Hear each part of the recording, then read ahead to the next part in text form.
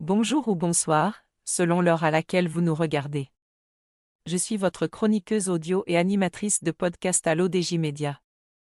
Je suis chargée de vous lire aujourd'hui, avec une fidélité totale et absolue, la chronique de Basma Berada. Nous découvrons ensemble comment un geste aussi banal que monter des escaliers peut devenir votre meilleur allié contre les maladies cardiaques. Une analyse scientifique qui simplifie nos objectifs de santé au quotidien.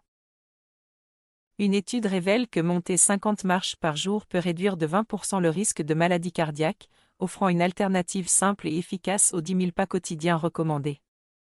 Une étude scientifique récente montre que monter les escaliers quotidiennement peut contribuer à diminuer le risque de maladies cardiovasculaires, avec une efficacité comparable à celle de la marche de 10 000 pas par jour, rapporte la revue Atherosclerosis. Selon les chercheurs, gravir au moins 50 marches chaque jour est associé à une réduction de 20% du risque cardiaque. L'auteur ajoute que ce simple geste stimule le système cardiovasculaire, aide à réguler la tension artérielle et diminue le taux de cholestérol LDL, responsable des problèmes cardiaques. L'analyse s'appuie sur les données du UK Biobank, regroupant près de 450 000 adultes suivis pendant en moyenne 12,5 ans, avec un suivi spécifique sur les maladies coronariennes, les AVC et les complications cardiaques aiguës. Ce suivi à long terme confirme que l'intensité de l'effort fourni lors de la montée des marches sollicite le muscle cardiaque de manière optimale pour sa préservation. L'auteur affirme que les chercheurs soulignent que, pour beaucoup, atteindre les 10 000 pas quotidiens peut s'avérer difficile.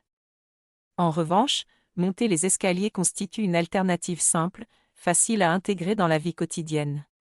Des courtes séances à haute intensité peuvent également améliorer la santé cardiaque et le métabolisme des lipides, notamment chez les personnes ayant du mal à respecter les recommandations classiques d'activité physique.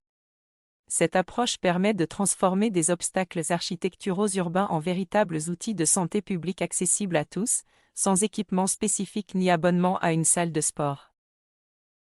C'est sur cette note de réflexion que s'achève notre lecture d'aujourd'hui. Je tenais à vous remercier personnellement pour votre fidélité et pour l'attention que vous portez à nos analyses.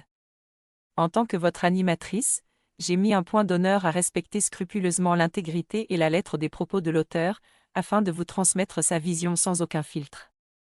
Restez à l'affût, car nous nous retrouverons très prochainement pour une nouvelle chronique, où nous continuerons d'explorer ensemble les complexités de notre monde en mutation. D'ici là, cultivez votre esprit critique et restez connectés sur les plateformes de l'ODJ Média. Prenez soin de vous, et à très vite.